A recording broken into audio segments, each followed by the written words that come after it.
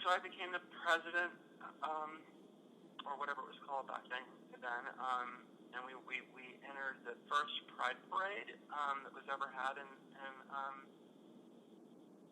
Harrisburg. We marched in that back in 2006. And then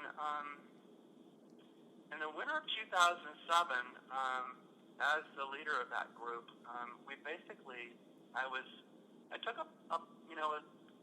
we had a hands up count, basically a vote with the membership at one of our monthly meetings, and decided unanimously, well, maybe not, there might have been two people that dissented, but to leave the Renaissance organization and rebrand ourselves and become our own organization. And that was largely because the group at the time, Renaissance Lower Susquehanna Valley, had the greatest number of members of all the Renaissance groups, and were paying dues regularly to Renaissance in Philly for the privilege of running our group out of Harrisburg. And we had no support from them. They just wanted our money. And then they decided that we couldn't do any sort of outreach, unless they trained us. And we at that time were doing good stuff. And so the group just decided, you know what, let's go ahead and go out on our own. So yeah, we did. And I coined the name Trans Central Pennsylvania, and everyone agreed that was fine. We took a vote on that, and then shortly thereafter, we decided that it would be a really good thing to become a nonprofit organization.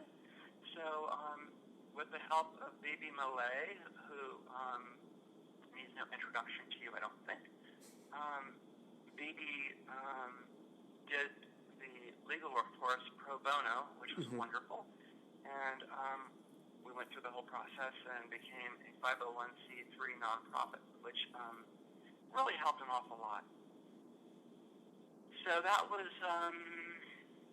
about 2007, and I was elected the president of the group from 2007 through the end of 2014. Since Trans Central became, the entity it is now back in 2007, kind of had a three-pronged approach: advocacy, education, and support. Prior to that, it had basically been just a support group. And when I first came up from D.C., it was largely a blue-collar group. I mean, the president worked as a sausage stuffer at one of the Pennsylvania Dutch companies, and almost everyone there was a blue-collar person. Only a couple people had college educations, and of course, that's changed radically over the years. But so anyway, brought Joanne in to run the monthly support group meetings, because those meetings are kind of interesting. I don't know if you've been to any, but they kind of run the gamut from largely from people telling their stories, in the early days of Trans Central and Renaissance. These are all stories of tragedy and loss and abuse and suffering. And of course, that's gotten better. And as the years went on, it was more about, okay, I'm new here. How do you help me? Be the person and the gender I want to present in. Now let's shift to the Keystone Conference. That started the first one was in 2009, and in collaboration with the Vice President, Christy Snow, I came up with this idea of, we've been doing sort of these various weekend kind of heavy sort of